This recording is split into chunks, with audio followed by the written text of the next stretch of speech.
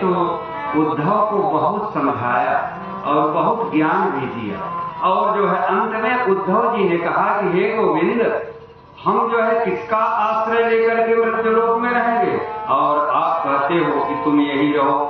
तो भगवान के विग्रह से एक तेज निकला और वह श्री भागवत ग्रंथ में प्रविष्ट हो गया। तुम्हें निरे भगवत रूपम शास्त्रम भागवतम कलौ। जो है कलयुग में यह जो भागवत शास्त्र है यह कोई पोथी नहीं है, बल्कि भगवान का शब्द विग्रह स्वयं स्वरूप ही है। बोले भागवत भगवान की। इसलिए भागवत ग्रंथ को पोथी मान करके, जो है किताब मान करके, ग्रंथ मान करके भूल मत करना। भागवत को भगवान का प्रत्यक्ष वाङ्मय स्वरूप ही समझ करके जो है इनका पूजन करना और जो है अर्चन करना। भागवत के पूजन से नित्य जो है गोविंद का ही पूजन हो जाता है, इसमें कोई बात नहीं। मरते हुए प्राणी के मुख से भागवत की जो है 1/4 श्लोक का गान जो है यदि उसके कानों में भी जो है पड़ जाता है तो वह जीव पुनरागमन से मुक्त हो जाता है। एकदा ही विशालायाम चत्वारो ऋषयो मला सत्संगार्थम समायातम ददृश तत् नारद।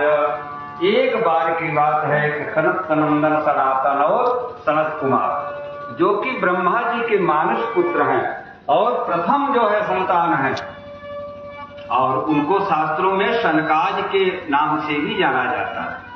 और वे जो है कैसे हैं कि पंच पंचायना सर्वे, हमेशा वो जो है 15 वर्ष के ही लगते हैं, लेकिन भगवान का भजन भी करते रहते हैं।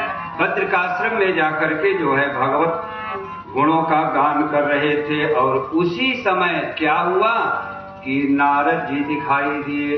नारद जी अत्यंत दीन हैं, दुखी हैं, सनकादिकों से छोटे हैं नारद जी।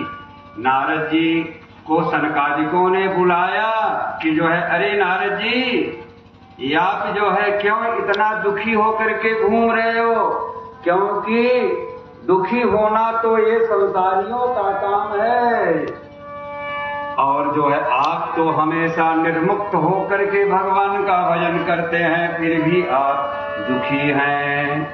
कथम ब्रह्मन् दीन मुखः कुतश्चिंता तुरो भवान् त्वरितं गम्यते पुत्र उतस्यागमनं तव। ब्रह्मा जी के मानस पुत्रों ने, शनकादिकों ने नारद जी से कहा कि जो है इस समय तो आपका ऐसा स्वरूप देखने